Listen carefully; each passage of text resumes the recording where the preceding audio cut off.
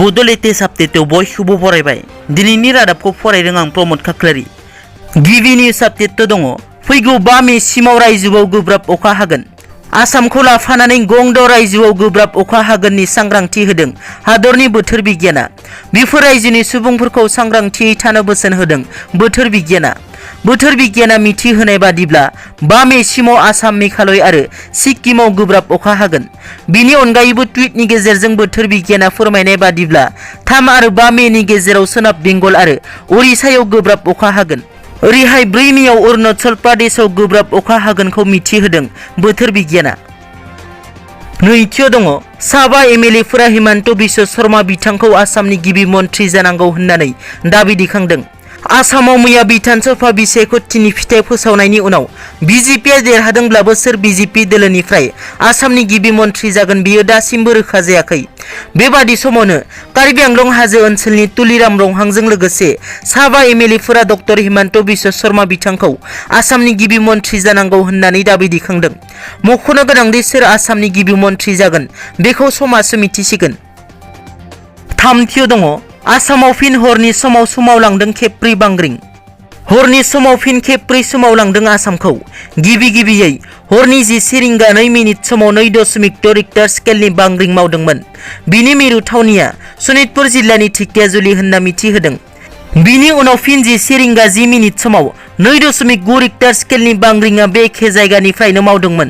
थामथि खेब 12:22 समाव 2.8 रिक्टार स्केलनि बांग्रिंआ फिन खेबसेबाव मावदोंमोन आरो बिनि मिरु थावनिया उदालगुरि होनना मिथिहोदों। ब्रैथि खेब 1:23 समाव 2.7 रिक्टार स्केलनि बांग्रिंआ मावदोंमोन आरो बिनि मिरु थावनिया मरिगाव होनना मिथिहोदों। ब्रैथियाव दङ। बिसायख'थिनि जोबथा फिथाइ फोसावनायनि उनावनो चिराङाव हिंसायारि जाथाय। आसाम बिधान सभा बिसायख'थिनि फिथाइनि भट साननाय हाबाफारिया जोबनानै थांबाय। बे समावनो थांनाय मोनाबिलि 8:30 समाव चिरां जिल्लानि सिङाव थानाय 1 नं फाख्रिगुरि गोदान बाजार बेंगलि बस्तियाव गावजों गाव हिंसायारि जाथाय जालाङो। नीलमणि सरकारनि नखरा सुनिल ब्रह्मखौ गावसिनि दखानाव दिरुंजों खाग्रबना जोबना दोनो आरो थुख्रासे लहानि रडजों खाफालाव बुयो।